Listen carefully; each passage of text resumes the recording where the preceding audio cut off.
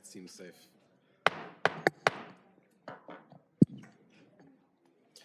Good evening. At this time, I would like to reconvene the council meeting. If the city attorney can please report out from closed session.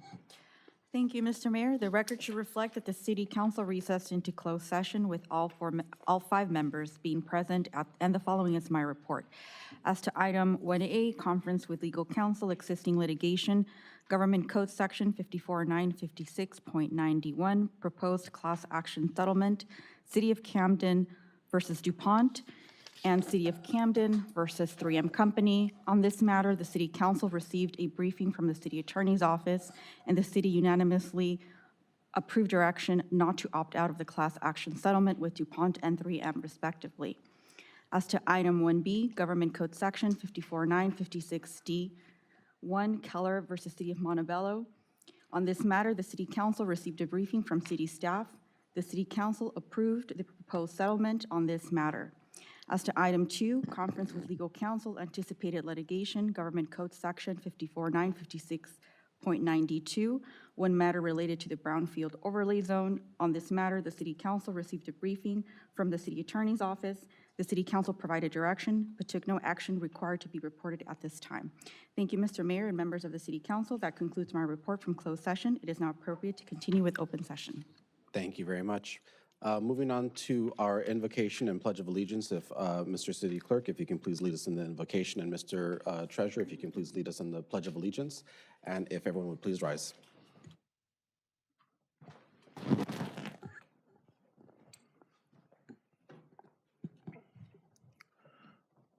Father, as we gather here today, we pray that we are ever mindful of opportunities to render our service to fellow citizens and to our community, keeping in mind always the enduring values of life, exerting our efforts in those areas and on those things upon which future generations can build with confidence.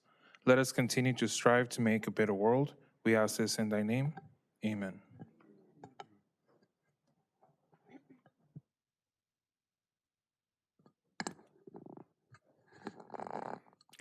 Ready, begin.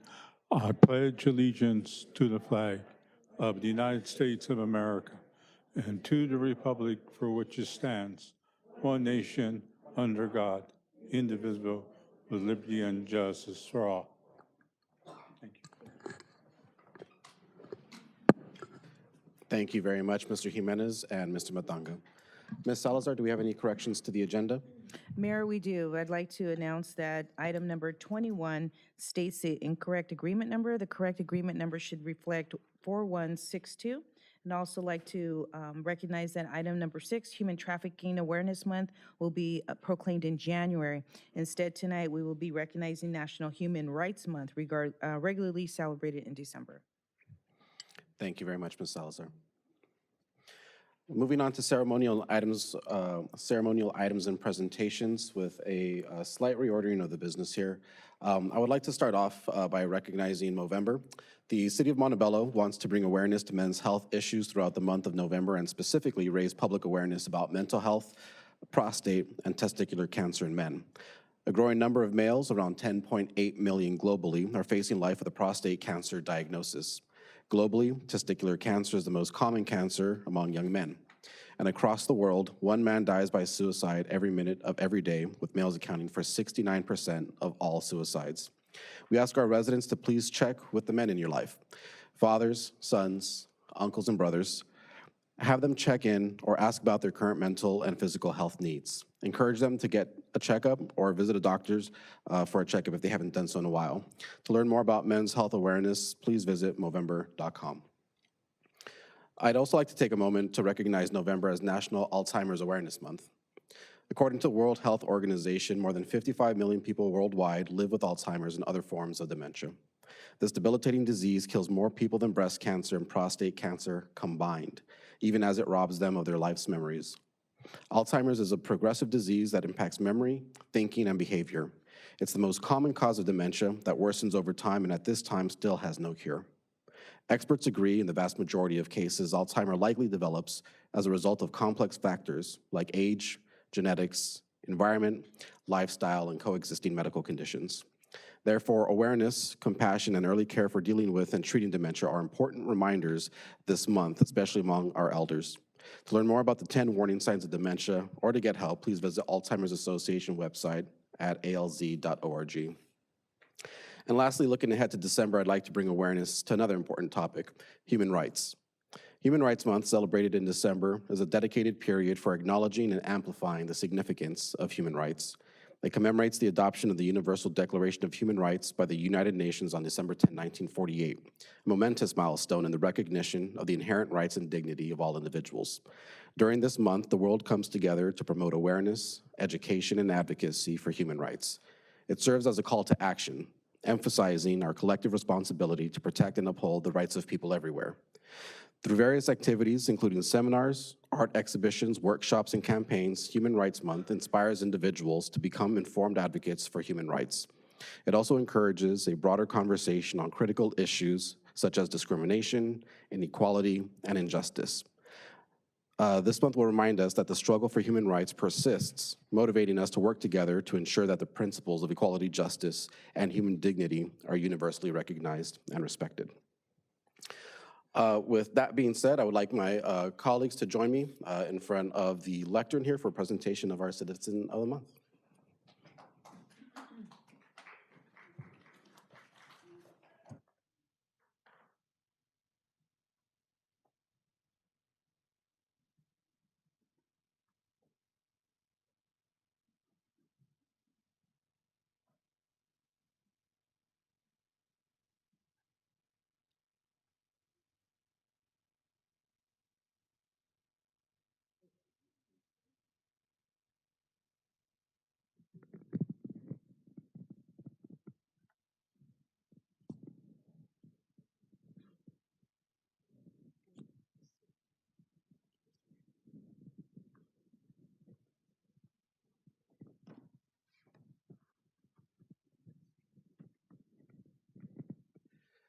This evening, we have the privilege of recognizing Abraham Lim, an outstanding individual dedicated to serving and enriching the Montebello community. Abraham's commitment to civic service has revolved around several key areas, resulting in remarkable accomplishments in Montebello. Having called Montebello home since 2009, Mr. Lim has steadfastly advocated for the city's growth and betterment. One of Abraham's primary focuses has been on promoting cultural exchange. As chair of the Los Angeles Makati Sister Association, Abraham has actively fostered strong relationships between Los Angeles and the city of Makati of the Philippines Metro Manila region. He has brought this same devotion to cultural understanding and diplomacy to Montebello. A standout accomplishment in Abraham's service was bringing the Philippine Consul General, Edgar Badajos, and his staff to Montebello in 2021 for a memorable dinner reception with our city leaders. This event was not just a diplomatic success, it showcased Montebello's capacity to engage in international diplomacy and emphasize the city's importance on the global stage. And just on a personal note, I just want to thank you for your leadership, for the ways that you have personally contributed to expanding Montebello beyond our own borders and tying those relations across the seas. Thank you very much, Mr. Lim.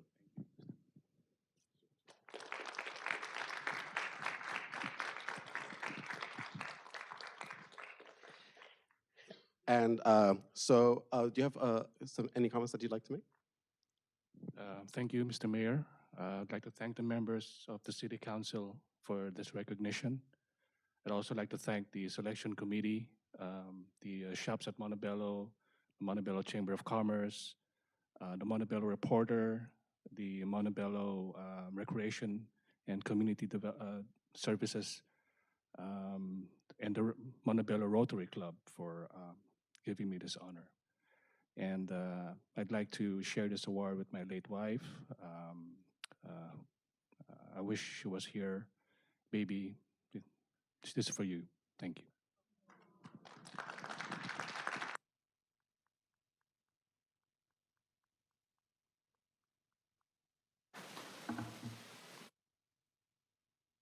Some gifts for you.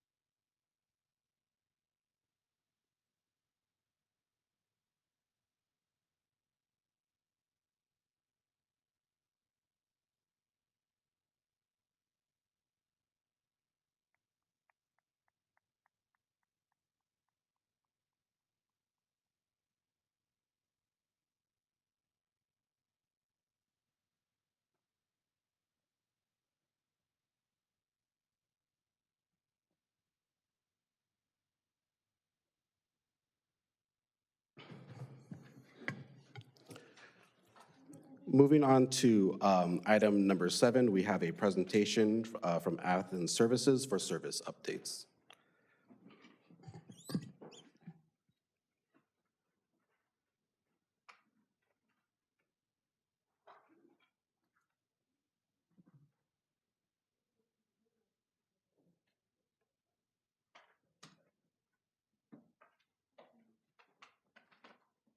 Good evening, Mayor, Mayor Pro Tem, members of the council. I'm Jessica Alvarenga, Director of Government Affairs with Athens Services. Thank you for having me here today. I'm honored, much better. I'm honored to be here. I'm just going to give you a quick little update about some of our services and our work in the community, and then I'll be open to any questions. I'd like to start off with sharing a short story about the picture on the screen. This is an autistic resident who was turning 4 and is obsessed with our trash driver. Our trash driver always waves, so his mom emailed me and said, we're having a trash-themed birthday just for him. Is there any way we can rent out a truck? And I said, I'm sorry, we don't rent out trucks. We usually use them for service purposes, but our driver will gladly stop by for a couple of minutes and take some pictures with your son. So this was here in Montebello. Thank you. So today I'm here to talk a little bit about a couple of items. I want to introduce you to our team, the people that work here in Montebello in addition to myself.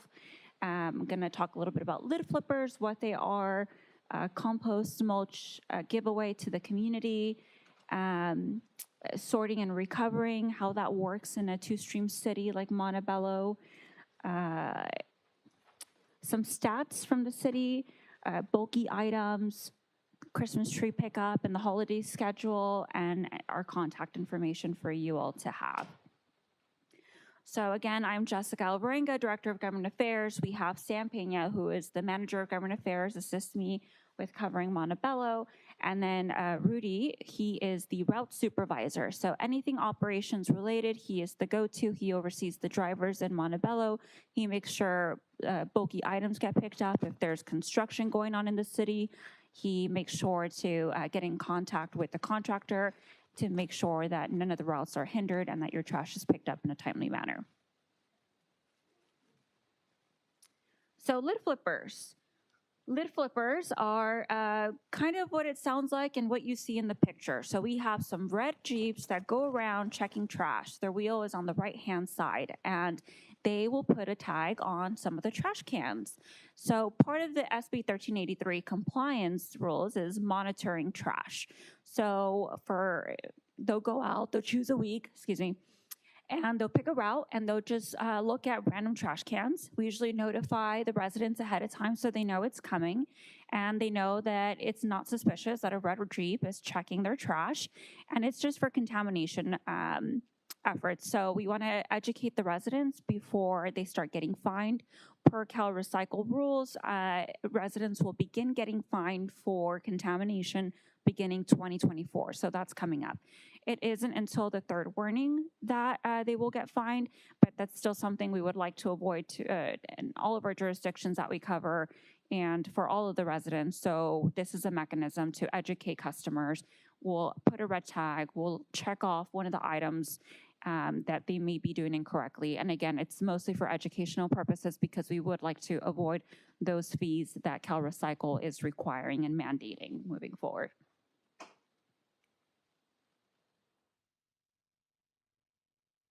So compost and mulch giveaways, that's something that we do to all of our cities, at all of our cities, except for Montebello, and I want to change that. So with organics and SB 1383, we're trying to divert things from the landfill, especially anything that can be recovered, like food scraps and green waste. And so Athens has this very cool system where they break it down in 60 days, and we create compost and mulch with the green waste and food scraps from Montebello residents. And so I'm going to bring that back to the community. So starting early next year, we will have the first ever Montebello mulch and compost giveaway for the community so that they can come bring their buckets, bring their pills, and pick up the fruits of their hard work in separating their trash. So that's something to look forward to. And I've had some questions from some of you about the two-stream system in Montebello. People want to recycle. They're not sure if it's getting done. So of course we recycle. So in Montebello, we have a two-stream system. You throw your trash and your recyclables in the same can. And we have various sorting processes that where this gets done. So there's a human component, a robot component, an AI component. And so I have a little video. This is not the facility where we take Montebello's trash, but it's a really, really short video that gives you an idea of how your trash and your recyclables are sorted.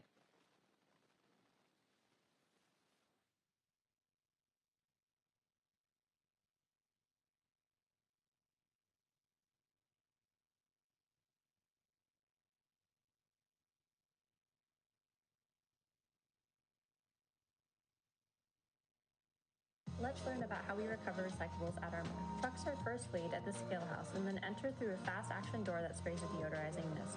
Once inside, they dump their load and a material handler moves the material onto the processing line. There's clearly a lot of material to move. The first step is pre-sort, where any large bulky items are removed that might jam up the processing lines. After this, the recyclables go through several more steps to be sorted, such as optical sorters, a robot, and magnets before being baled and shipped to a buyer. Let us know what you want to learn about the MRF. So I was told my presentation had to be short, so that was a short and sweet clip of how your trash gets sorted. But rest assured that recyclables are recycled. So I just wanted to share a few statistics with you all. In Montebello alone, there were 22,259.67 tons diverted away from a landfill. That's a huge success. So that means that 22,259 were used to either create compost and mulch or recyclables that are going to be reused, whether that be aluminum foil, cans, cardboard, your detergent containers, all of that. That's all managed to be recycled and not thrown into a landfill. So a big success. Oh, sorry, I missed an item. And then bulky calls. So year to date, we've had 4,538 bulky calls from the city of Montebello. So I'm sure you take pride in your city. You don't want to see old furniture or trash in the city, and we are here to help. So we are happy to share that we've been able to pick up that many bulky items, and that number is just the calls. It's not the number of bulky items that our staff has seen and picked up without having to be called. But of course, we do encourage everyone to call in bulky items. You know, this is where you live, and so you may see stuff that our staff sometimes doesn't. So if you see a bulky item that's been abandoned in illegal trash or anything like that, feel free to call us and we will gladly pick it up. For Montebello residents, there are unlimited bulky pickups. So if you have piece of furniture to throw away or something, you can call us as many times you want. It'll be picked up on your service day. We require a 24-hour notice and your item will be picked up. Just know in other cities, they get 2 calls a year. In Montebello, it's unlimited.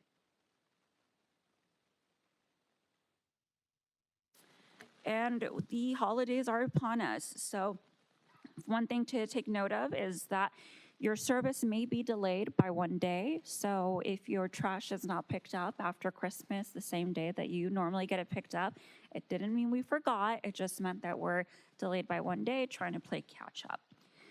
Christmas tree pickup will begin the day after Christmas through the 2nd week of January. And they will be picked up on the day of your service. So if you get serviced on a Monday, you want to make sure that your tree is out there on that Monday. And it is free for single-family residents and multifamily dwellings. And here is our contact information, any customer service issues, again, bulky items, Christmas tree or holiday schedule questions, please feel free to give us a call. We are very, very happy to help. Thank you. Do you have any questions? Great, thank you very much, Ms. Alvarenga, for all the information. Looking across the dais, are there any questions or comments on the presentation? Okay, so it looks like we have a couple, so we'll go down the line here. Mayor Pro Tem Peralta? Yes, thank you so much for the presentation. And also thank you for the efforts in bringing compost and mulch, a free giveaway for our community, which is something we haven't had. And I know we have residents also in the audience that are very conscious and really concerned about sustainability efforts in the city. And so I think that that's an absolute win in being able to have those types of initiatives. I do have a question and kind of understanding the bulky item pickup. And I know in the past I've had residents reach out in that they are reporting a bulky item pickup that's not theirs, that it's just kind of, sometimes you see mattresses on the street that are not Right, like an necessarily abandoned belong. item. Yeah. And so they've gotten in the past information that it has to be their property, right? And so they've had issues in the past reporting bulky item pickups that might not necessarily belong to them. Just to clarify, do you have to call in only your items, or can you call in for what you see out on the street? So there may have been some miscommunication because we don't want someone calling in their neighbor's bulky item. It might be that their neighbor power washed their rug and they're gonna put it back in, the next day.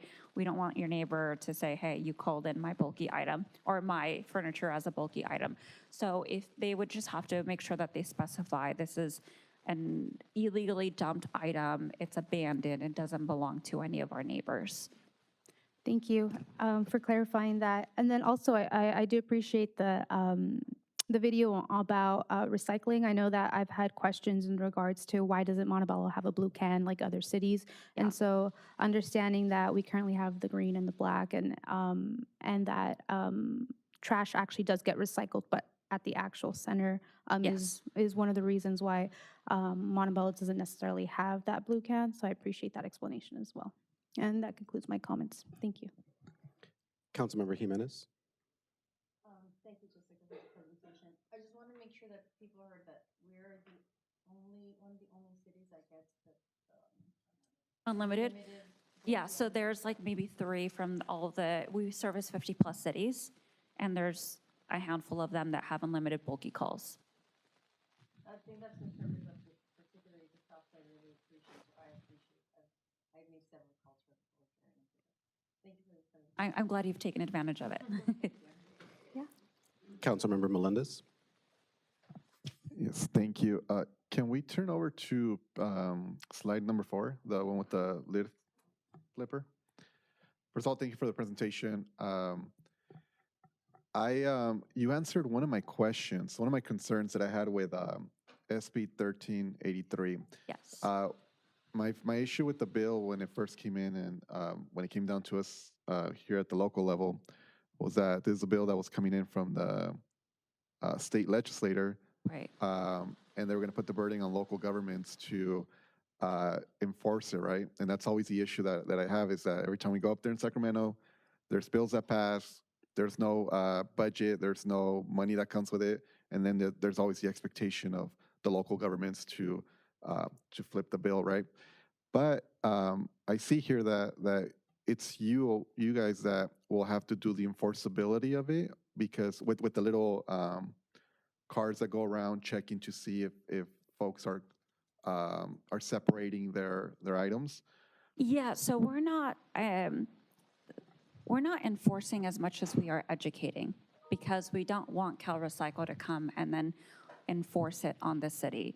So both the residents and the city can be fined by CalRecycle. And so we're trying to avoid that because we are the trash hauler in Montebello. We're trying to educate the city and prepare the city for that time when it comes. So this is more of an educational component. We've already done some lid flipping, but as far as CalRecycle rules go, the fines don't begin until 2024. So we want to make sure that we continue doing as much education as possible. And I'd be happy to partner with any of you. You guys have a social media following where it's, your residents and the community members from Montebello. So if I can share material with you all to continue and further educate your residents on how to, recycle and throw fruit scraps in the green cart, and, not to contaminate, that would be great. Like, I think this is a partnership here. Perfect. Thank you for clarifying that. And just, so would you be the reporting agency to Cal Recycle, or would they come on their own and see if residents are not following through, or businesses? How would that work? That's a great question, and I can get you all the details from our compliance team, but pretty much the city is supposed to be reporting all these things, but we make it easy for you to do that. So we have a platform that we share and we give access to your staff. And so we upload all of the reporting, so the tons that are diverted, the volume, the tons of compost that we provide, everything and anything we do, we have to report it. Well, the city has to report it. We'll do the reporting for you, and we give access to the city staff. We work with them. We provide a portal for them to log on and use our work so that to make their life easier, because we get that the cities may not have a budget for it. Got it. Thank you. Arlene, so we would need to, we already have a consultant that would navigate all that, right? That's correct. We do have a consultant, Okay. Thank you. but it would be a good opportunity to share any of the social media information that they might have on all our other platforms. We certainly would be able to do that. Okay, great. Thank you. Did you have any other questions? Councilmember Tamayo? Yes, thank you for the presentation, Jessica. Really appreciate it. I think my colleagues asked the questions that I had. I'm just thinking ahead too, and thinking when this gets rolled out, we will probably have to have more community events or something where you can provide more detailed information, because I'm sure as it starts taking place in 2024, there'll be questions as to, what, how, and all of that. So I'm looking forward to that. Yeah, of course. And so some of the things we've done in the past, which we would love to continue doing with Montebello, is in some of the events that we've been invited to, we'll have a booth where we have educational resources and material that we hand out to the community. And we'll even make it fun for both kids and families. We'll have sorting games like, hey, here's a pond frond, a picture of a pond frond. Where does it go? Does it go in your trash, or does it go in the green barrel? So we've done that a lot in various cities, and including some of the events here in Montebello. But I encourage you to continue including us so that we can continue doing outreach and education. Yep. And I have, I think, 2 questions, and I'm sorry if I missed this. In terms of the lid flippers, how often are those checks going to be conducted, like averaging out? I want to say they're twice a year-ish, and it varies per city, so I'd have to get back to you on the precise number for Montebello. And it'll usually be for 1 week, and it'll usually be one specific route. And from that specific route, they'll choose a sporadic number of trash cans to go through. And they don't really go through them. They just kind of lift the lid and kind of peek. And if it's, contaminated, like visibly contaminated, they'll leave a tag, and again, to educate the customers, the residents. Right, thank you very much. And you mentioned that notices would be sent out in advance of these checks. How are those notices going to be distributed? Sorry if I don't have all the detailed answers for you, but it can be like a notice, it could be a robocall. There are various ways to provide them. Okay, absolutely. Just as a quick comment, so first of all, thank you for providing the information and some of the clarification as the questions my colleagues have asked. There is definitely some mystique around what happens to our trash cans and the things that are coming up. A little bit's been clarified, and we're hoping that those that are in attendance and watching can share this information with their neighbors, just in case they've had those conversations in the past. I always like to take a moment to try and plug the My Montebello app. For those that have not downloaded yet, it's a fantastic tool and resource to connect you to services such as the bulky item pickup for Athens. While it's not fully integrated with the city, it is a separate service.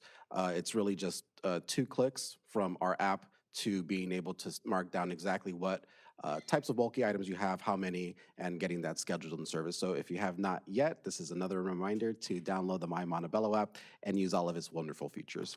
Ms. Alvarenga, thank you very much. Thank you, Sorry, Athens one more Services, thing. for being a fantastic Last but community not partner. least, I just wanted to share that these videos are available on YouTube. So if anyone wanted to know how Athens operations works, how their trash is being diverted, they can find it on YouTube. And if you guys would like to go do a tour of one of our facilities, I'd be happy to host that. Excellent. Thank you very much.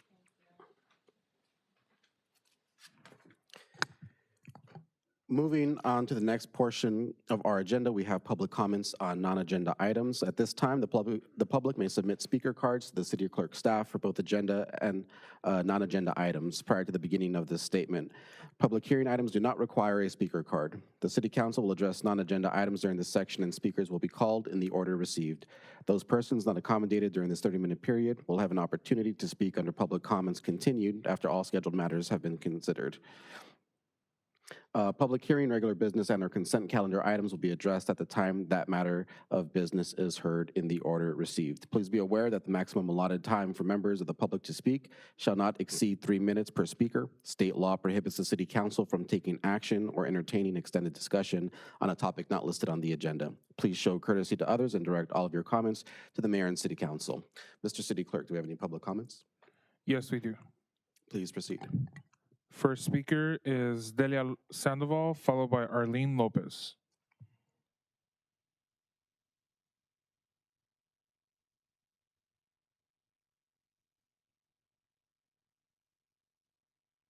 Thank you. Good evening, Mayor Torres and City Council members. My name is Delia Sandoval, and I want to congratulate you all for your commitment to serving the community of Montebello. I belong to a group of residents from South Montebello who is involved in community issues, and we are also committed to listening to our community. We have met on several occasions with the community of South Montebello, and the concerns and the consensus is that the majority of residents want the DePaul Center preserved. Today, we are informing you via a letter that will be read about some of our work that we have done in reference to the DePaul Center. Thank you. Next speaker is Arlene Lopez, followed by Teresa Castillo.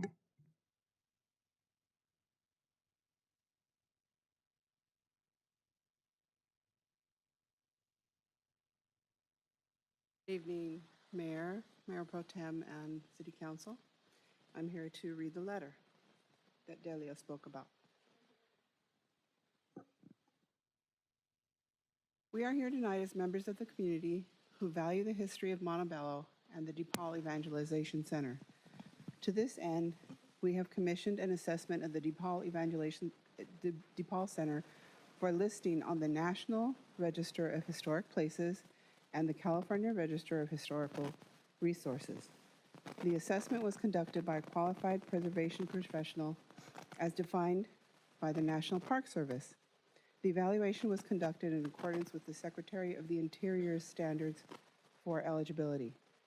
In that summary, the assessment found that the DePaul Center, historically known as St. Vincent Seminary, offers a rich history for the city of Montebello, including the donation of the Andrew and Catherine Pensini's ranch to the Vincentians in the early 1950s, its funding by Estelle Doheny, philanthropist and wife of noted oil man Edward Doheny, its mid-century design and campus plan by the respected architecture firm of Barker and Ott, its role in training generations of priests who ministered to Catholics in Southern California and beyond, its decades of service as a fixture in the community of Montebello. The assessment also found that the 11 buildings of the DePaul Center campus are eligible for the National Register and California Register as historic district under Criterion A1 as a mid-century modern minor seminary from the period of post-World War II suburban expansion in Southern California and as a cornerstone of the post-war architectural program or expansion of the Catholic Church in Southern California. Based upon research and analysis of historic photos, the DePaul Center retains the 7 aspects of integrity as required by the Secretary of the Interior standards to convey its historic significance. Placement on the National and California registers will not only protect and preserve the buildings of the DePaul Center, but will elevate the profile of the city of Montebello for national recognition. Listing on the registers will also not eliminate developmental potential, rather ensure a vision for the future that acknowledges the past. With this in mind, the committee intends to pursue formal nomination of the DePaul Evangelization Center to the National Register of Historic Places and the California Register of Historical Resources. We urge your support for this nomination and for the idea that Montebello history matters to this community. Thank you. Can I enter this? The original letter? Thank you. Thank you. Next speaker is Teresa Castillo, followed by Rosa Tamayo.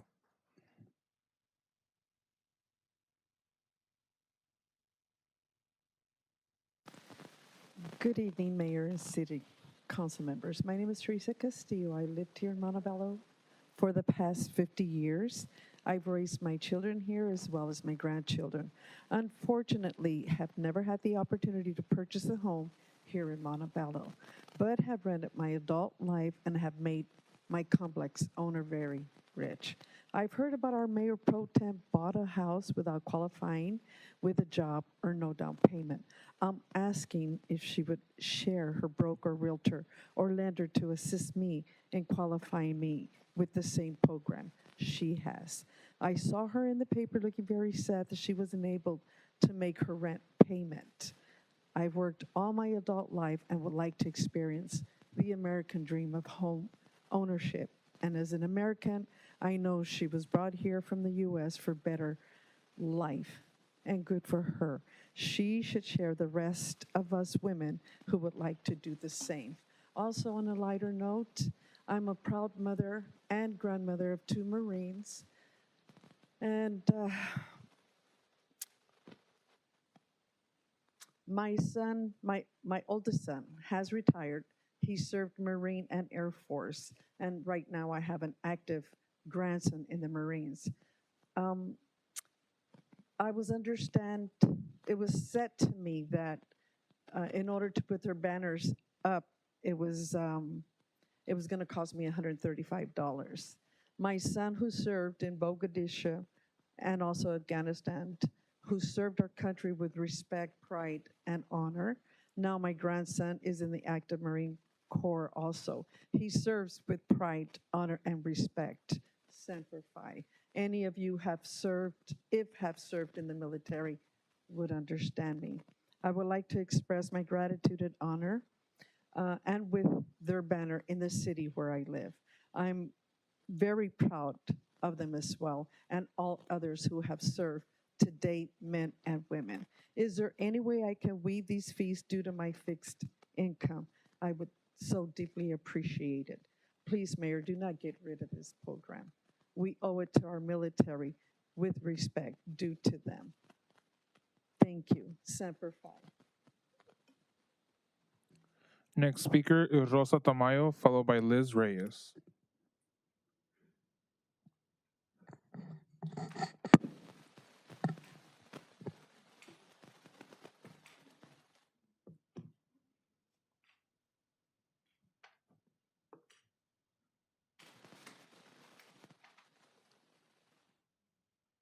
Buenas noches. Good evening. Yo soy Rosa Tamayo y soy una activista comunitaria. My name is Rosa Tamayo. I am a community activist. Mayor David Torres y miembros del concilio. Mayor David Torres and members of the council. Quiero decirles que, por favor, si pueden hacer algo por... Yo ayudo a personas, a familias en desventaja. If I would like to tell you, we can do something because I help families that are in disadvantage.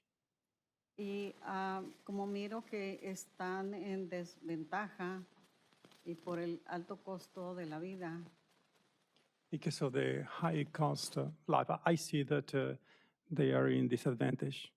y si pueden hacer algo para el control de rentas, porque yo he estado escuchando a mis neighbors que hasta 2 veces por año le suben la renta. If you can do something for the rent control, because some, according to some neighbors, some landlords have increased the rent in 2 occasions per year. Y pues ellos pagan el alto costo de la renta, ellos pagan todo su trabajo, su dinero. So all the money that they para la earn renta. all the money that they earn go Y to the rent. tienen 3, 4 niños de familia. And they may have 2 or 3 children in the family. Y a mí me gusta que las familias sean estables con I'll- sus niños. I like when the families are in a permanent way living Porque with así, the families. porque así crecen los niños con un potencial más alto económico, social. Because like this, children will grow up with a higher social potency and at the social level. También les quiero decir que hay algunas, bueno, ustedes como están, miro que están unidos, pienso yo. I also noticed, I O noticed that hagan el esfuerzo de estar unidos. you guys are united and make the effort to Yo be sé united. que a concejal Scarlett para diciembre I puede know that cambiar su, okay, I know that Council Scarlett around December puede cambiar de posición, may change to a different position. pero hasta este tiempo yo no he mirado que mi But so distrito, far, I have noticed mi distrito 5 ha sido representado por un mayor. my district number 5 is being represented by a mayor. Y yo creo que es un tiempo porque hace tiempo la brincaron y es posible que ustedes como unidad y también dentro de la democracia, But this que is a- ustedes This is a good time. Last time was skipped and Practican, according to the democratic way, deberían and de you mirar esta posición. should see Si this fuera posible, porque el position distrito if 5 possible. Because district number 5 necesita ser representado need to be represented porque estamos en desventaja en muchas áreas because we are in disadvantages in several ways. y pues necesitamos más negocios también. We also need more businesses. Y yo todavía no he mirado negocios. So far, I haven't noticed businesses. Para que nuestros jóvenes puedan trabajar y pues como soy muy persistente y perseverante For our, that would be for our en lo young que yo people quiero hacer, to be occupied. I am very persistent in the things that I want, I want to do. porque en la transición de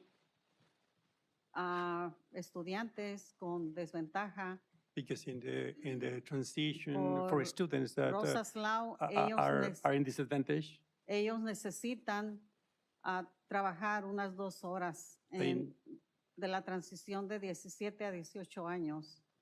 because they need to work about 2 hours in that transition that they have going from 17 to 18. Y ese dinero es un dinero federal que necesita la ciudad. And that money is federal money that the city needs. Y el distrito no lo gasta porque no tenemos suficientes negocios para The city que doesn't ellos spend it. We don't have puedan enough trabajar y businesses for mirar them to work. los trabajos. Muchas gracias. And- Thank you.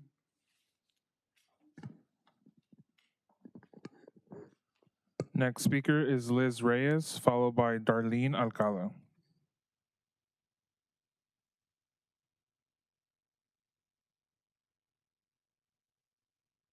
Hello and good evening. I am here because we have concerns. I live on Frankel. I'm in Southside Montebello under Angie's district. And when you're going on Frankel Avenue East and you're trying to make a left turn to go north to access Washington, because of the apartment complex, there is a blind spot there. Even though it is zoned red at the corner, you would need more of a red zone in order to see, especially if there's a big vehicle there. I always have to creep out when I'm going to make a left turn. I believe it's a safety hazard. I believe that the city is not aware, or they've ignored it, or nobody has spoken about it, but I'm bringing it to your attention that I really think that somebody needs to get out there and reassess if they need to put more of a red zone so that we have visual access, so that when we're turning, we don't constantly have to creep out. It is really a safety hazard, number one. Number two, I would like to take walks. I know that I spoke with Ms. Peralta, who stated that they are going to be beautifying the riverbed and cleaning it up. We have a lot of homeless and drug addicts down there. However, I don't care to go down to the riverbed and walk. I would like to walk on the surface of the street. So I am asking that you can maybe consider, if there is funding and there is the zone for it, to put a walkway on top of the riverbed, which would be Bluff Road, to go all the way down to the train tracks. There's a lot of people that to date walk around the DePaul Center. We don't know what's going to happen with that. We're here to also fight that they don't take over Mercy Housing. However, if they can put at least a walkway for now, that would be great for us, for walking access. We have a lot of seniors, and even the street in that area is very uneven. And when I've tried to walk, not on the street, but on the, I guess, where they have the rocky mud, where the palm trees are, it's very uneven. And so that would be a nice, I don't know what you would call it, effort to, make that area more accessible for walking. And that's all I've got to say for this evening. You guys have a nice night. Thank you. Next speaker is Darlene Alcala, followed by Mel and Joel Contreras. Ms. Salazar, can staff please follow up with Ms. Reyes on that eastbound Frankel issue? Thank you. Good evening. So very appropriate that I would follow her, because my topic is about the gross lack of stop signs in District 5 for South Montebello. Beginning by briefly describing where we were.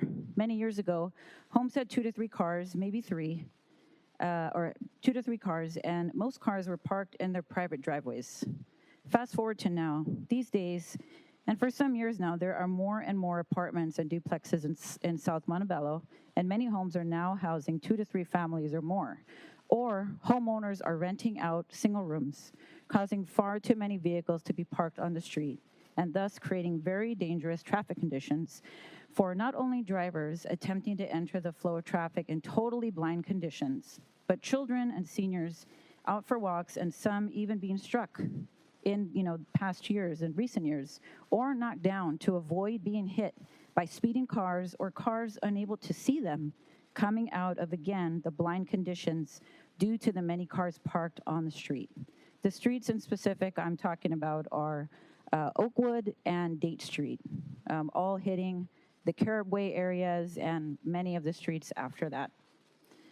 The lack of stop signs encourages speeding and very dangerous traffic conditions. And I'm pretty certain that there's been recent studies since the pandemic that more and more cars are speeding, and there's been more and more people dying of these speeding situations year over year since the pandemic.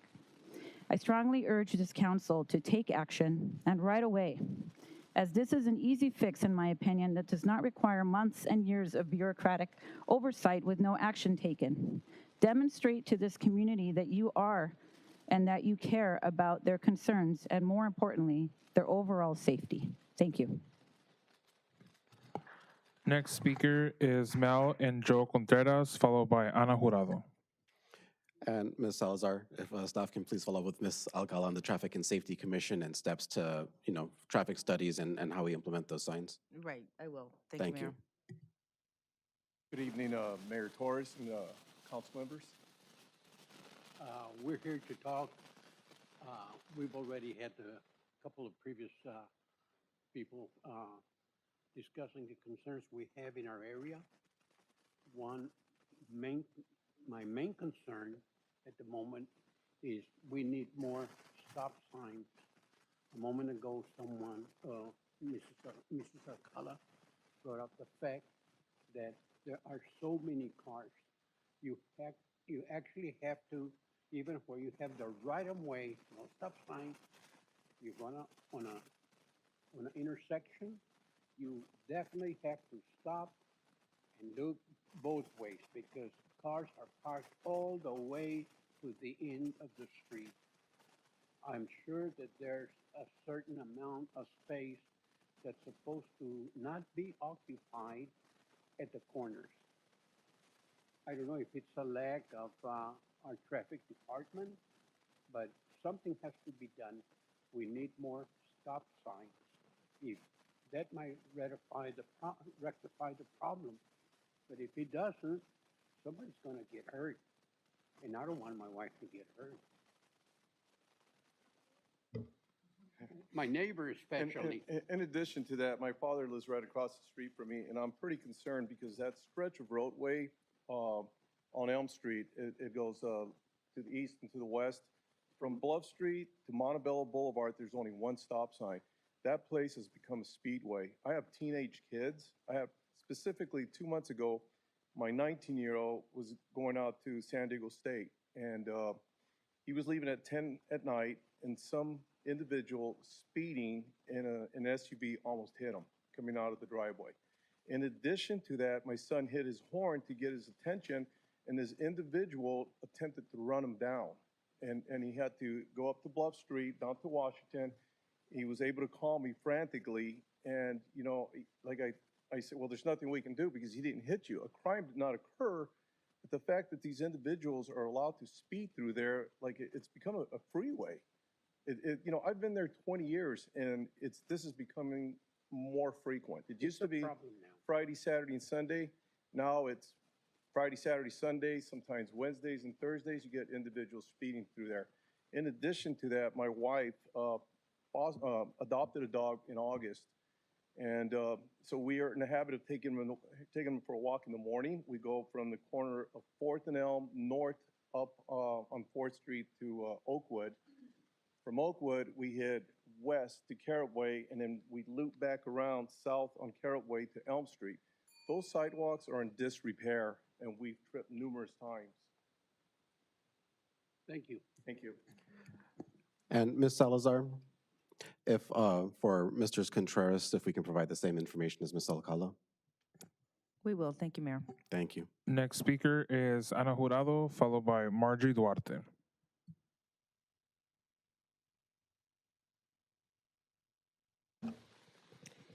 Good evening, Mayor Torres and Council. This Saturday, November 11th, we celebrate Veterans Day. I hope to see all council members participating in celebrating and thanking our veterans on their day, and not a repeat of last year's no-show of Scarlett Peralta, David Torres, and Georgina Tamayo. Although Ms. Tamayo was not a council member at the time, at least Ms. Tamayo, David Torres, and Ms. Peralta's present would have shown support towards our resident veterans of our city of Montebello and employees of our city, as it should be. Ms. Scarlett, I'm still in a quandary as to your citizenship. Maybe your supporters are concerned and would like to know, especially veterans. Because of our veterans, you were able to accomplish the American dream. Mayor Torres, there's also proper protocol and decorum and should be rightly respected before any speech of yours or anyone as follows. The presentation of colors, the Pledge of Allegiance, the Star-Spangled Banner, our national anthem, and photographs taken should not block the Veterans Memorial plaque. I'd also like to take this opportunity to share with council, staff, and audience the definition of a veteran, and I quote, "What is a veteran? A veteran, whether active duty, discharged, retired, or reserved, is someone who, at one point of his or her life, wrote a blank check made payable to the United States of America for the amount of, up to, and include his or her life." That is honor. And there are too many people in this country today who no longer understand that fact. To all veterans in the world, all past and present, brothers and sisters, thank you with all my heart. Two defining forces have offered to die for you, Jesus Christ and the American soldier. One died for your soul, the other died for your freedom. During this time, one might hear the expression referring to veterans as former veterans. Please understand, for the purpose of educating all, the oath all veterans take and their DD-214s do not have an expiration date. On behalf of members of Match 90640, we proclaim Friday, November 10th, and wish happy 248th birthday to the United States Marine Corps. Semper Fi, hoorah! Thank you very much. Oh, wait, here. Thank you. Next speaker is Margie Duarte, followed by Gregory Gonzalez.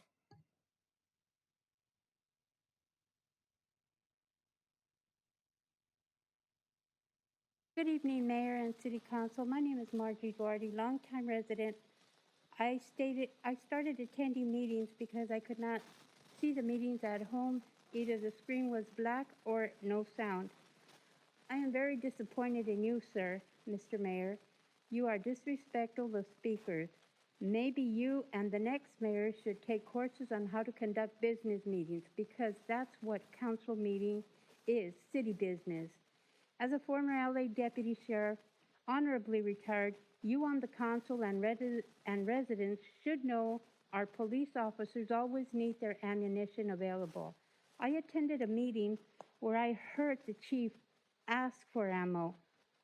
When they are on patrol, no one ever knows what challenges they will be facing here on their shift and in this city. Weapons, ammunition, beanbags, rubber bullets, tasers are essential to each peace officer's safety as well as the community.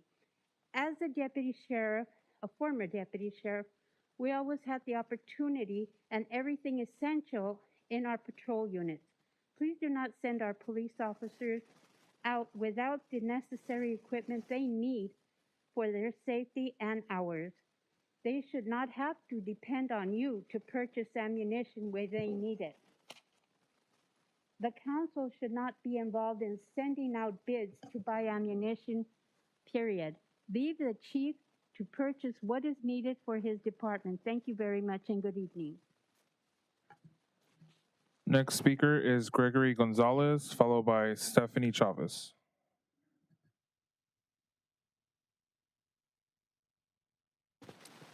Good evening, Mayor Torres and council members. My name is Gregory Gonzalez. I live in District 2 in West Montebello. Mayor Torres, last month, we listened to you speak on the state of the city, and I commend you for your efforts to improve and your efforts to work with various agencies to help our city achieve goals past and present.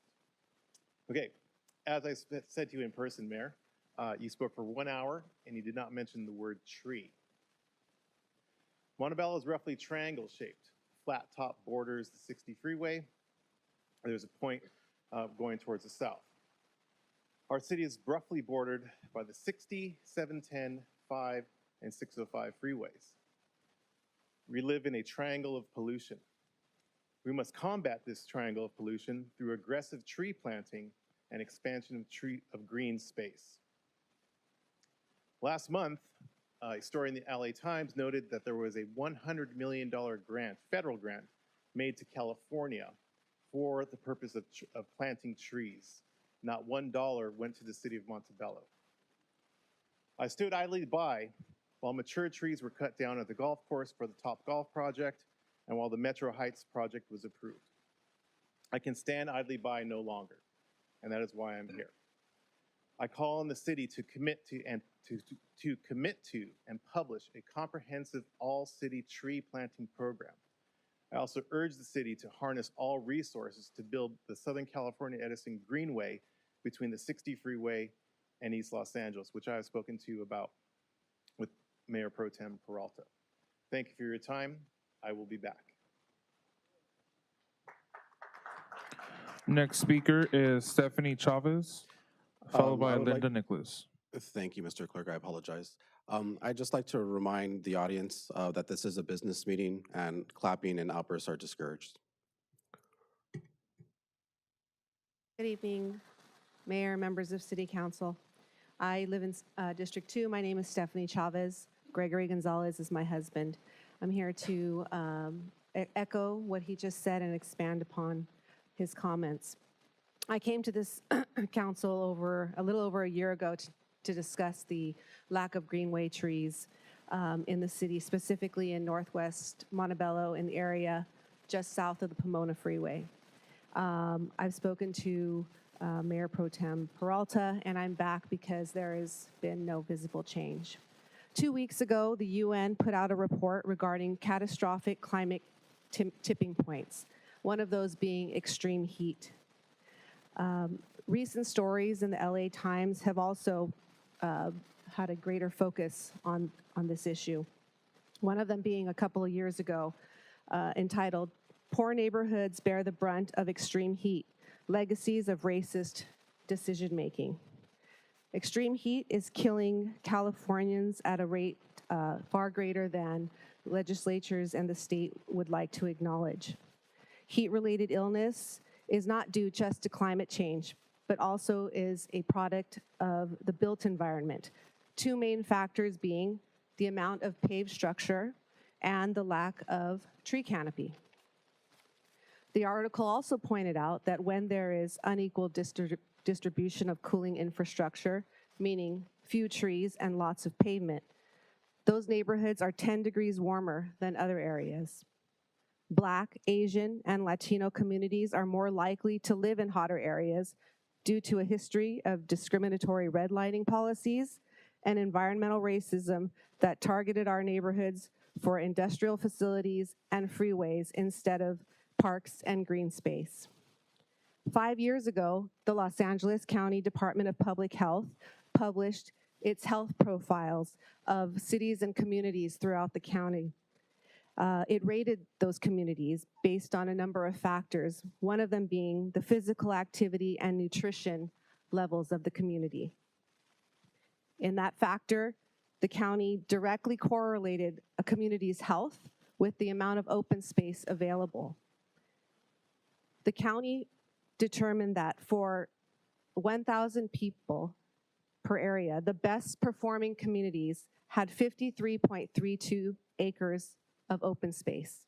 The city of Montebello has 1.3 acres of open space per 1,000 people. The effects of rising temperatures are expected to grow significantly in the coming decades, and yet there has been no visible action taken to improve the area just directly south of the Pomona Freeway. Black and Latino residents face disproportionate risks of rising temperature due to disinvestment in our communities, lack of tree canopy, and a lot of hot paved spaces.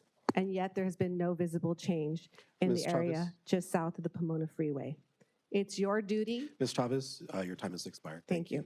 It's your duty to address this, Ms. Chavez? to partner with the county, the state, and the federal government to see change. Thank you.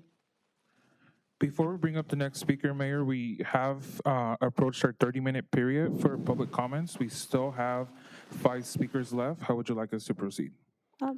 Before we proceed, may I just request Ms. Salazar if you can please have staff speak with Ms. Chavez and Mr. Garcia on our most recent efforts with our new tree replacement program, as well as our partnership that we're seeking with Tree People? Will do, Mayor Pro Tem. Mr. Clerk, how many speakers are left? We have 5 speakers left. Considering that we have still a significant number of speakers, we'll proceed with normal business and entertain the rest of the comments at the end of the regular agenda. Understood. Thank you.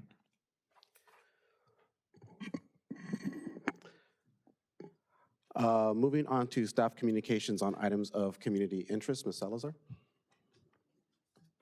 Thank you, Mayor. We have a few items I'd like to promote to invite our community to attend. On November 11th, Veterans Day Memorial, we have the event being held this Saturday at City Park. The ceremony will begin at 11 a.m. with breakfast served from 9 a.m. to 11 a.m. We also would like to invite our community to our Winter Wonderland that will be held on December 2nd. It's going to be held here at City Hall from 3 p.m. to 9 p.m. The event will feature tree lighting, vendors, live entertainment, snow slides, and Santa photos. In addition, I'd like to invite everyone to lunch with the Police Chief, Paul Espinoza, at the Arc in Montebello. Join us for this annual fundraiser. This year, our fundraising efforts will benefit the Police Explorers and Police Athletic League. We are also asking for unwrapped toys worth $15. At this time, that concludes my report. Thank you. Thank you, Ms. Salazar. Moving on to item number 8, public hearing.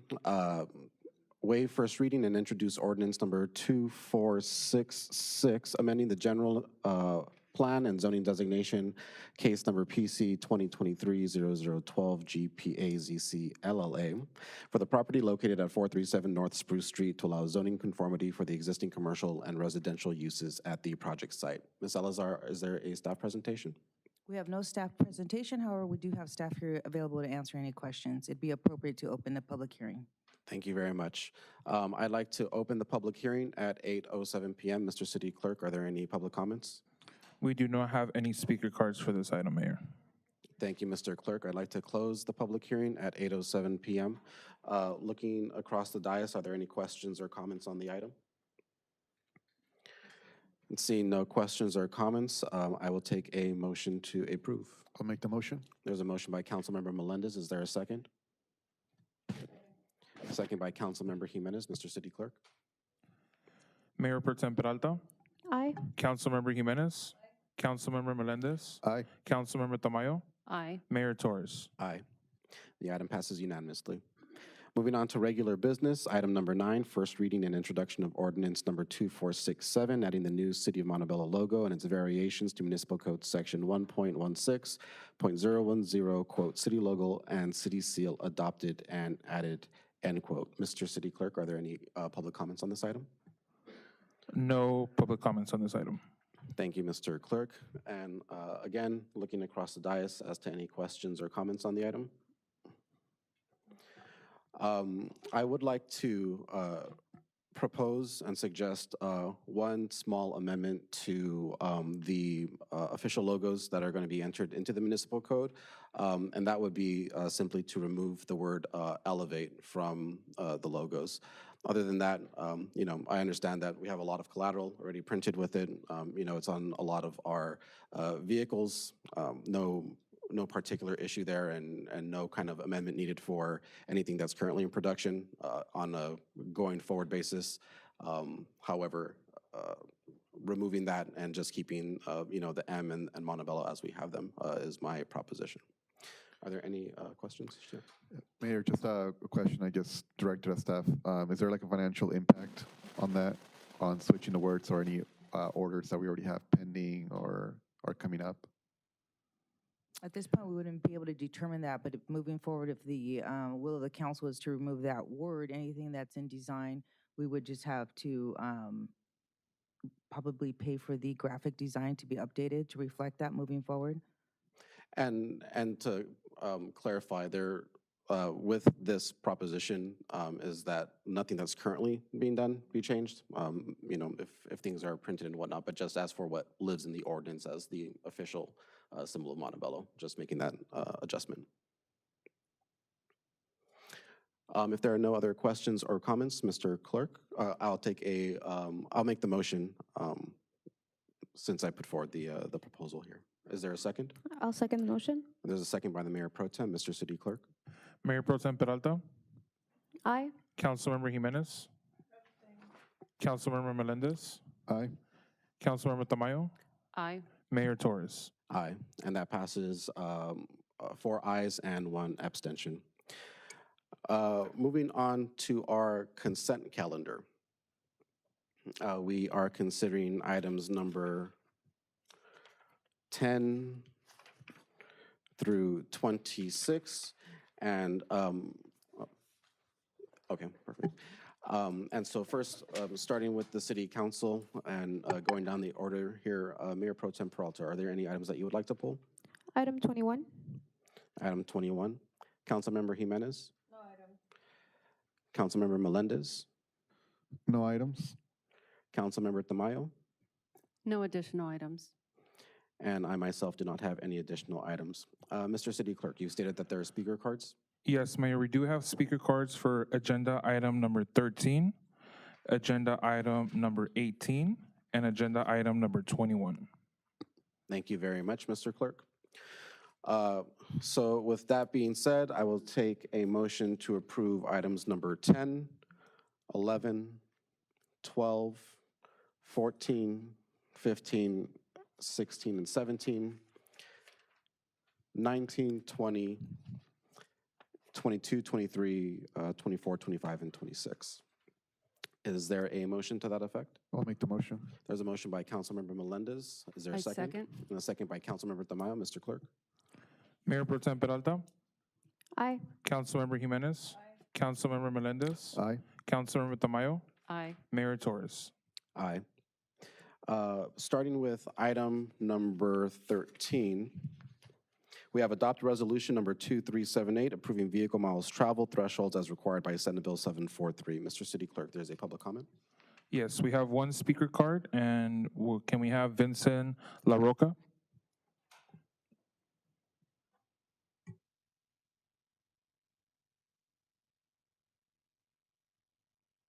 Stress the importance of discontinuing the use of the traditional level of service analysis in our city's planning processes and shifting our focus to only vehicle miles traveled analyses and pedestrian and transit user analysis. The traditional LOS analysis, level of service analysis, which primarily assesses traffic efficiency, is no longer necessary. In fact, its abandonment is in line with the state's decision to no longer require LOS analysis. This transition is driven by a collective recognition that VMT analysis provides a more holistic approach, aligning with modern priorities like environmental sustainability, congestion reduction, and community livability. By eliminating the LOS analysis, we can streamline our planning processes and save valuable time. VMT analyses offer a more direct and effective means of evaluating transportation impacts. This streamlined approach can expedite decision-making, allowing for faster development, including housing projects.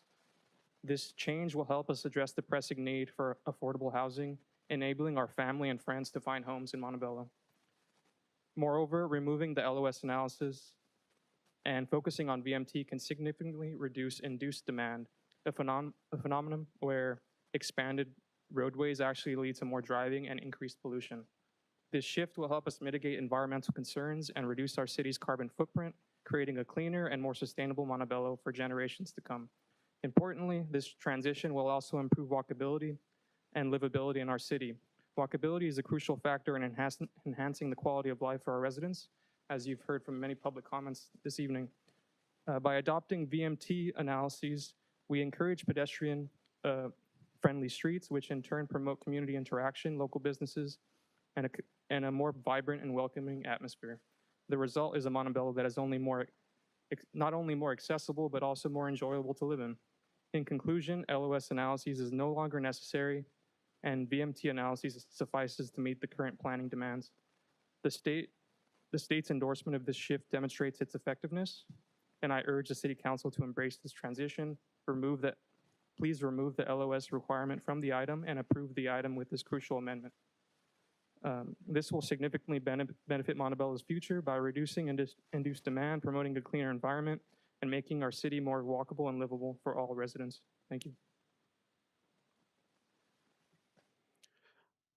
Thank you, Mr. LaRocca. Bringing that up to council for discussion, are there any questions or comments on the item? Seeing none, I would just like to thank you, Mr. LaRocca, for the information and the insight as it pertains to this particular item this evening. I think there'd be some follow-up questions, but Ms. Salazar, if we can add some of these ideas to our next conversation and perhaps get some analysis by staff and distribute a short memo on some of the comments that were made here, that would be appreciated. If there are no other questions or comments, I will take a motion. Mayor, was that a motion that you made just with the additional kind of input from? Yeah, all I right. guess that, I'm still in public comment, but I guess that would be appropriate, yes. All right, I'll second that. Mr. Clerk? Mayor Pro Tem Peralta, Aye. Councilmember Jimenez, Councilmember Melendez, Aye. Councilmember Tamayo, Aye. Mayor Torres. Aye, and the item passes unanimously. Moving on to item number 18, call for meeting for November 22nd, 2023. Mr. City Clerk? Yes, Mayor, we do have 2 speaker cards for this item. First speaker is Tila Gregorian, followed by Linda Nicholas.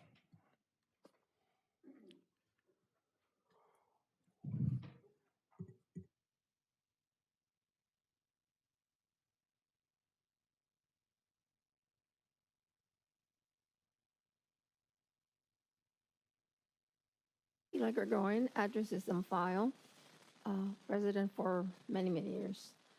I have a question as to why are you having a council meeting the day before Thanksgiving? That is the first time since, as far as I can remember, that a city council is being held before Thanksgiving. Thanksgiving is a family, very important family day, and preparations start before Thursday. So families are preparing on Wednesdays. So I do not understand why you feel that you have to have a meeting on the day before Thanksgiving. And this is a concern because I feel that you're being very inconsiderate to our residents, and especially the families in Montebello. Thank you. Next speaker is Linda Nicholas.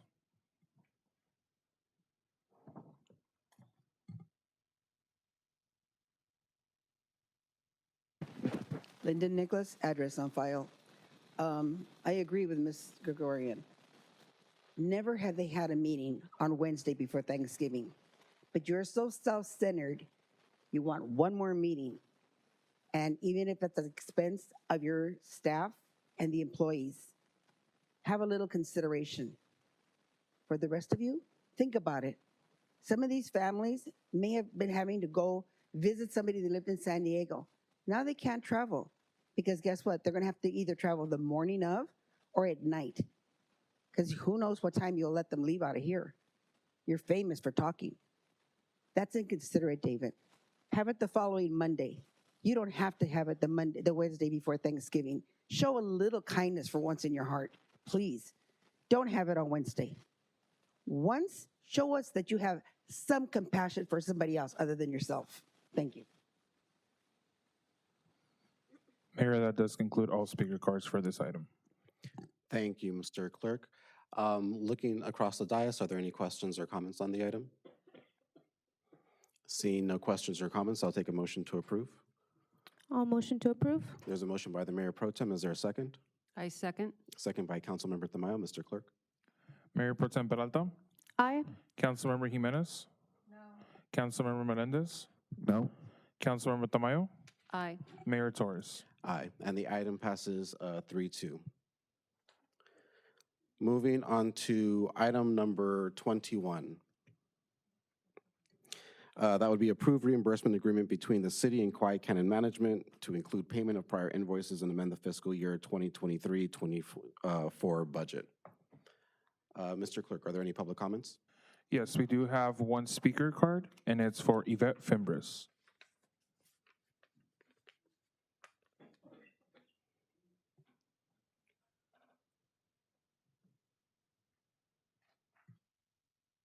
Good evening, Mayor Torres, Mayor Pro Tem Peralta, and council members. I am here tonight speaking in my personal capacity and as a resident and constituent in the city of Montebello, and my First Amendment right. Tonight you have item 21, to consider staff's recommendation to pay prior invoices for campus host services at Quiet Canyon dating back to July 2019 through September 2023. In addition to landscape services dated from a period of January 2022 through September 2023 in the amount of $338,318. First and foremost, there was no written agreement or contract with the city for these services. This request to be paid by campus host services should not be approved. There was and is no written contract approved by council for these services from back in July 2019 to today. QCM claims they provided these services with an oral agreement with the city. I do not believe that a government entity is able to make oral service agreements. Therefore, there is no justification for them to bill or the city to pay $338,318.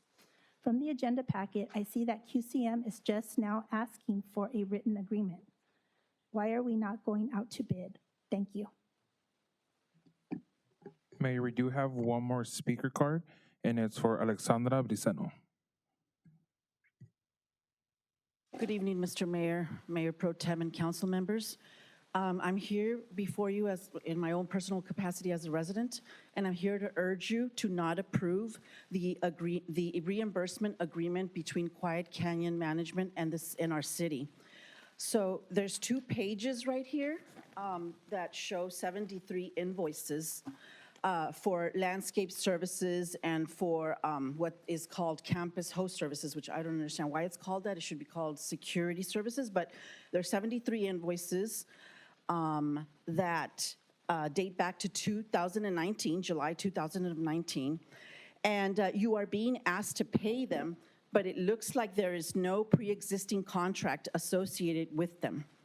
The invoices don't have a contract number nor an account number on them.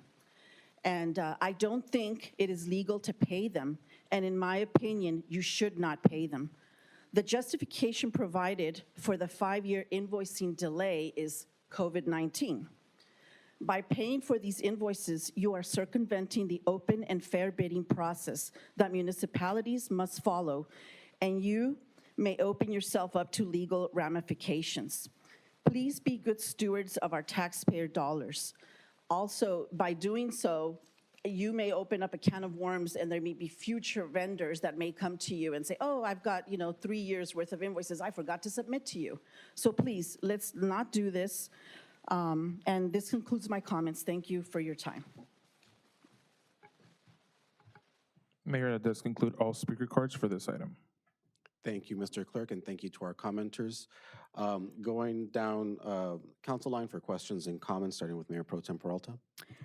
Yes, so I do have a question, and then I do have a comment. I have a question in regards to Section 2 in regards to the landscape services.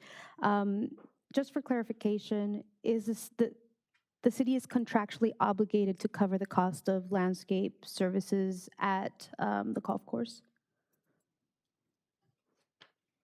Okay, and my general comment is in regards to item 1, seeing that there is a lack of a contract agreement given or with authority by council. I personally don't feel comfortable that the city be held responsible for invoices that date back from 2019.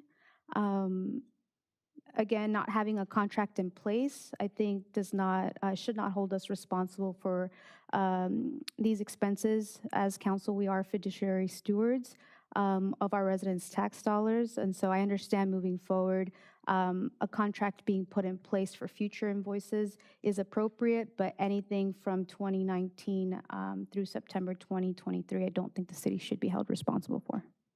That concludes my comments. Thank you. Councilmember Jimenez, any questions or comments? Councilmember Melendez? No, I agree with the comment of the Mayor Pro Tem. No additional questions. Councilmember Tamayo? So, question, so I just would like to confirm that there is no written agreement.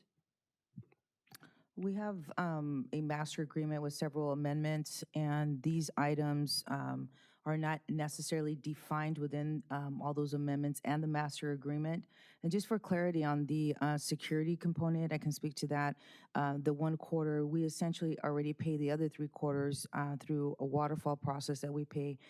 As you know, there's shared expenses, the revenues. So we are ultimately, with the hotels, already paying for the other shares of the hotels. Share of the security. So I want to make that clear. So prior to this, there are, again, the master agreements. What this would do is just to add more language for a reimbursement component specifically to these 2 services at the golf course. So for example, we have other components in our master agreements that speak to reimbursements of a variety of things, you know, utilities, plumbing, and et cetera. So this one is just more specific to the landscape and the campus hosting, otherwise known as security.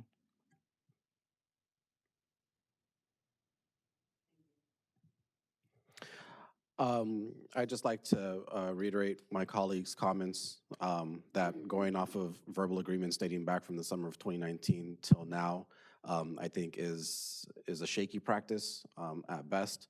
And I would like to also just quickly mention that with the contract that we have with Quiet Canyon Management and the, you know, almost a dozen amendments that we have dating back from the 70s up until now, or maybe even before, there is mention of one component in terms of how responsibility is shared on the property and specifically about landscaping. The contract does speak to that.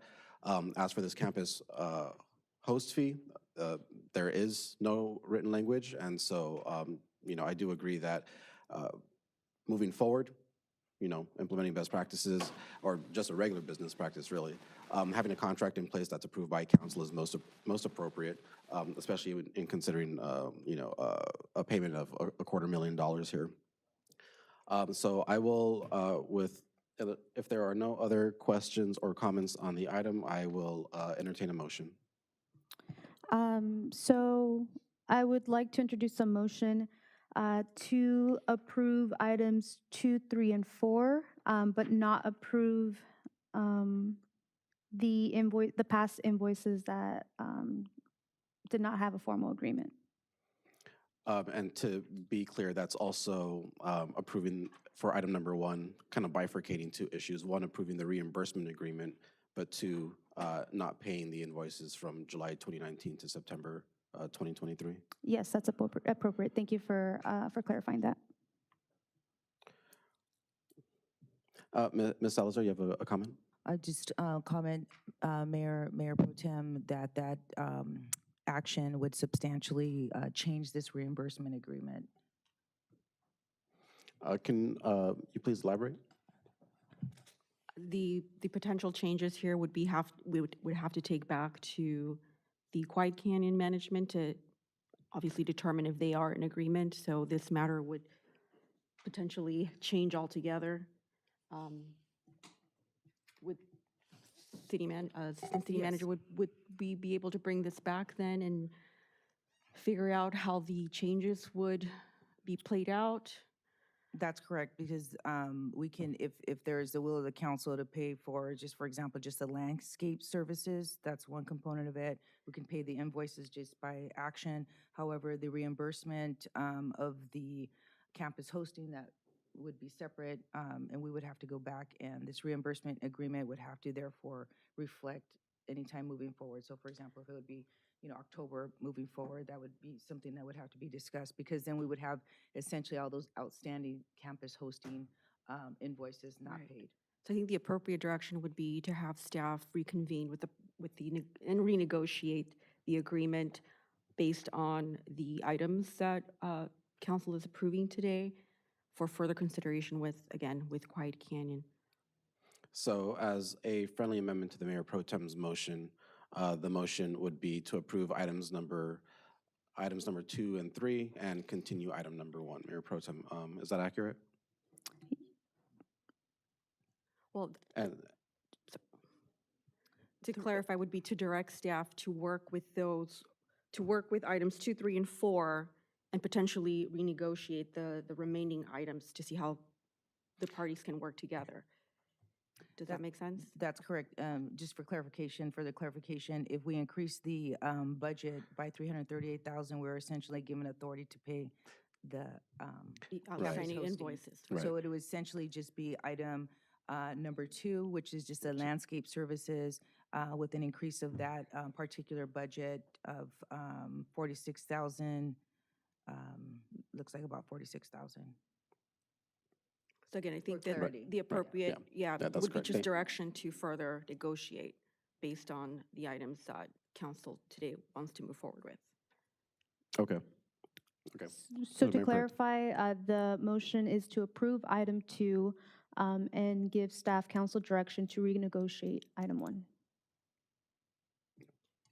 Yes, Is that's correct. that So item appropriate? number 2 would be for the reimbursement from January 22nd through 23rd. And then part of that further discussion would be to solidify that landscaping services is part of the master agreements and then any amendments subsequent to that.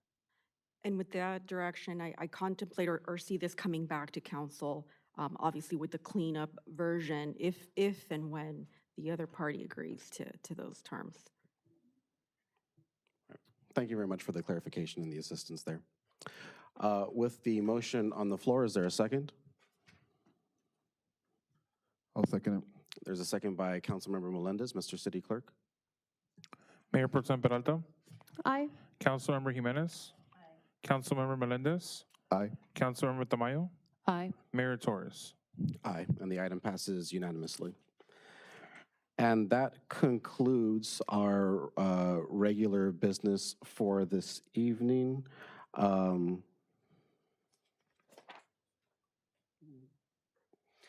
Moving on to public comments continued. Mr. City Clerk. Yes, Mayor, we now have only a few left, so I'd go ahead and call up Linda Nicholas, followed by Vivian Romero.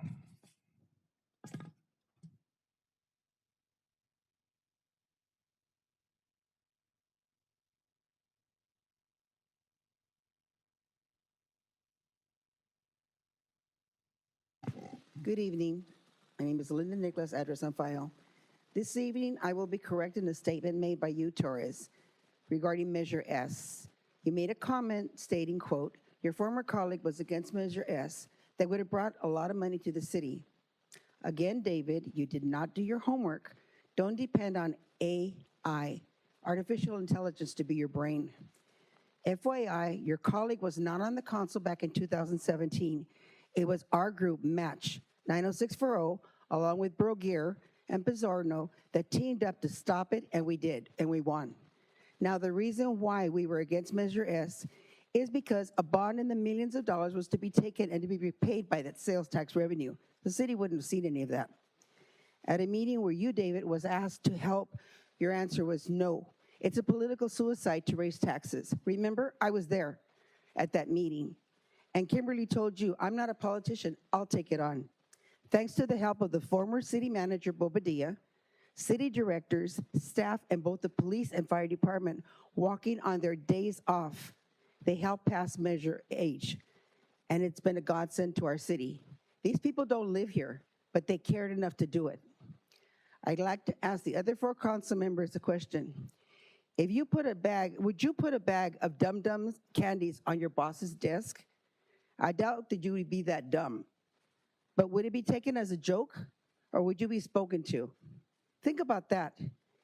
David thought he was so sneaky doing that, and he was the dum-dum that got caught. You can't deny it, David. They have you all right, dead to right. That's who you two always vote with, that. After the last meeting, as I was walking out, a person made this comment. That guy must think we don't remember his father, Richard Torres, cost the city $46 million. I had forgotten about that fact. Too bad you weren't on the council back then. Maybe you would have been able to send that case to the district attorney for prosecution against him. That is his legacy. The worst city administrator the city ever had. Your legacy, after all the lawsuits are paid, will be the mayor that cost the city millions of dollars. Have a nice evening. Next speaker is Vivian Romero. Not here. Then we'll go with our final speaker, Maria Knox.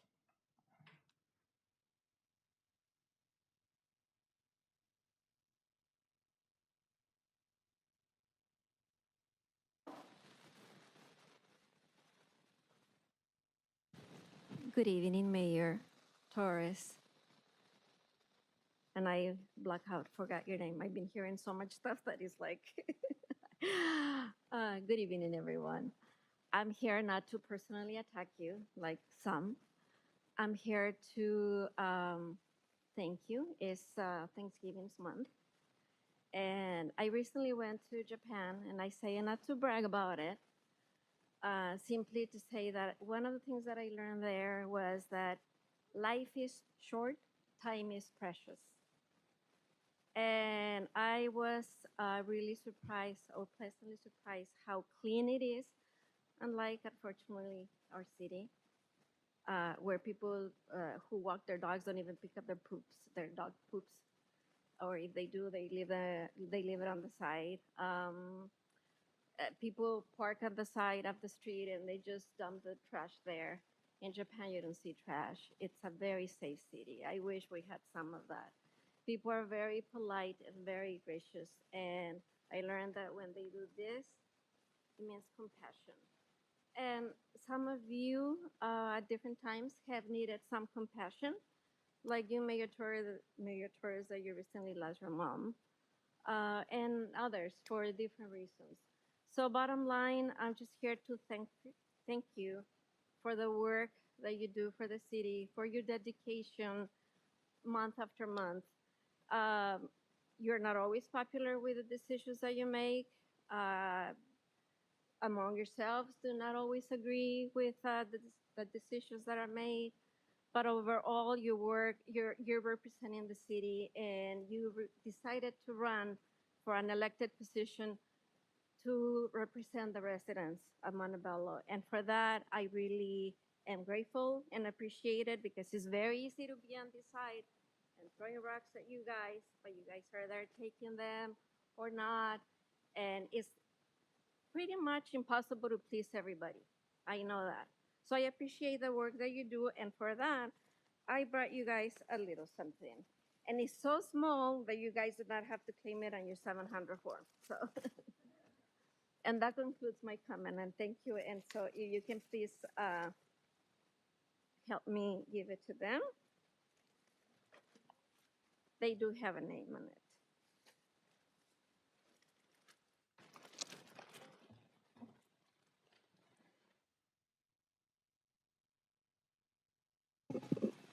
I have something for Miss Salazar too.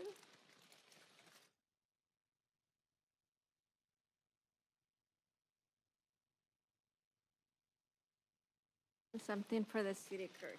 Something very small. It's, they say the taris that counts. I hope you guys appreciate it, and it came directly from Japan. Thank you. Thank you, everyone. Thank you, Ms. Knox. Thank you very much, Mrs. Knox, for bringing some light and levity to the end of our meeting this evening. Moving on to the final portions of our agenda, do my colleagues have any AB 1234 travel reports? Seeing none, and having no council or agency orals, I will now take a motion to adjourn. I'll motion to adjourn. There's a motion by Mayor Pro Tem. Is there a second? I second. Second by Councilmember Tamayo, and we are adjourned at 8:39 p.m. Thank you very much, everyone.